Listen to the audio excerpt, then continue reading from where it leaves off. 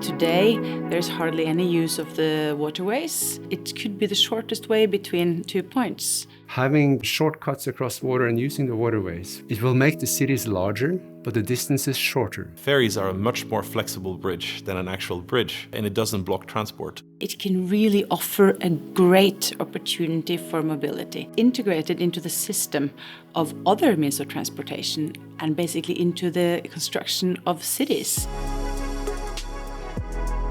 The Norwegian maritime industry goes way back, and we have so much competences to make the waterways the connecting point again, which it has been for many years. You can move transportation easily from roads to waterways. Using the free infrastructure that water is, less need for building more roads and bridges. It doesn't create any particulate emissions, doesn't take up land that could be parks or you could let people play and live. Providing accessible mobility for all, because the waterborne transport in itself is very accessible for all shapes and sizes of people. What we've focused a lot on is to make sure there's a threshold-free access, so even if you're in a wheelchair or if you have your bike, it's very easy to enter. Public transport systems of today have some challenges when it comes to mixing modes of transport.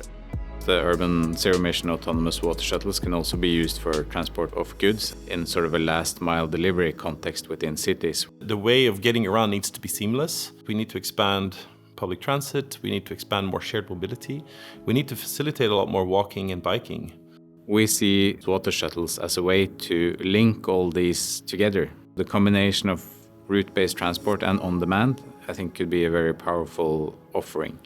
We have to provide a solution that is cost efficient. At the end of the day, somebody has to pay for this. It's good to have a fleet perspective and not individual ferry perspective, so that you can bring down the manning level and the cost on each ferry. You need to make sure that you have a high frequency of departures. People need to know that when they come down to the dock, the boat leaves very soon. That is not possible with normal operation. You need autonomy to do that. Autonomous systems relies heavily on understanding the surroundings, and to train autonomous system for that, we need a lot of data. We collect a huge amount of data, not only for the system itself, but we connect different type of data. This is really bringing in a transportation system that can be optimized all the time according to demand and also according to energy efficiency and the quickest route.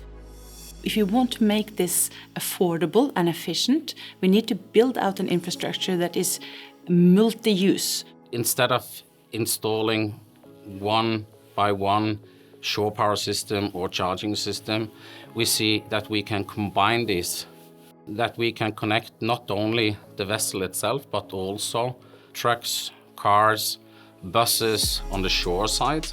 So I think this infrastructure could be built out in a predictable and affordable and clear way, and then the industry can innovate on how to optimize on this infrastructure. The vision behind Zawas is actually to build an export industry for Norway.